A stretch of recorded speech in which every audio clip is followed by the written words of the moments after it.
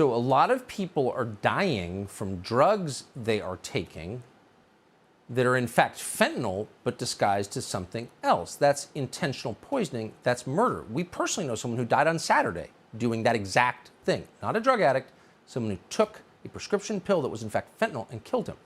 That's the story of so many Americans. So who's doing this? Derek Maltz is the former head of the DEA Special Operations Division in the city of St. Louis, and he joins us tonight. Mr. Maltz, thanks so much for coming on. So you're hearing, and we've interviewed, and actually know someone personally who just died of this. Who is doing this, and why is no one stopping them from doing this? Tucker, that's a great question. Thanks for having me. First of all, the Mexican cartels are inundating our country with these poisonous, deadly fentanyl pills.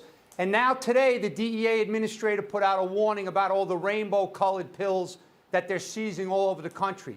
But behind the scenes, you have the Chinese Communist Party that are looking to destabilize this country by killing the kids. It's that simple. And President Biden today in Pennsylvania is out there at a political speech, and he finally mentioned the word fentanyl. After all these years, now 2 years almost, he finally mentions fentanyl when we have kids as young as 13 years old dying every day in their houses around the country, and the parents just can't believe it. They're angry. There's a rally, Tucker, September 17th, in front of the White House with parents from around the country. They just cannot believe this administration is ignoring the worst crisis we've ever had when it comes to killing our kids. Who in America wants to see 13-year-olds dying in their bedrooms? It's insanity. And it was very insulting, Tucker, that the president waited for a political speech before the midterms to talk about the death of our kids. So if the U.S. government was sending poison into mainland China and killing tens of thousands of Chinese citizens, the Chinese government would say something about it to us, correct? I mean, that would be a major diplomatic incident between our two countries. Why are we saying nothing to China?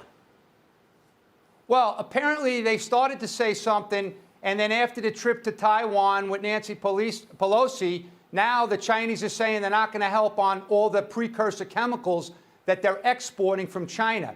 They're now they're using the cartels as the proxies to do their dirty work to kill Americans. They're sending the poisonous substances in the internet and everything like that, but they're also sending mass amounts of precursor chemicals so the Mexican lab operators can operate their labs in Mexico. Tucker, just so you know, CBP's done a phenomenal job the month of August.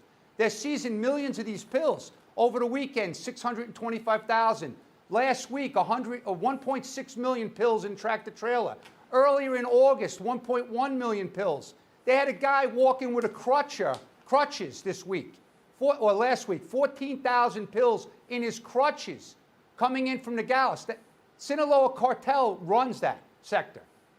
Yeah. Well, next week we're going to do a segment on what happens to people who are arrested importing poison into the United States that kills children. Are they actually punished? We're going to find out. Well, in the meantime, some of them are, but look, Tucker, some of them are. Well, we're going to find out, and we're going to speak to you again. And I appreciate your coming on, Derek Waltz. Thanks so much. Thank you.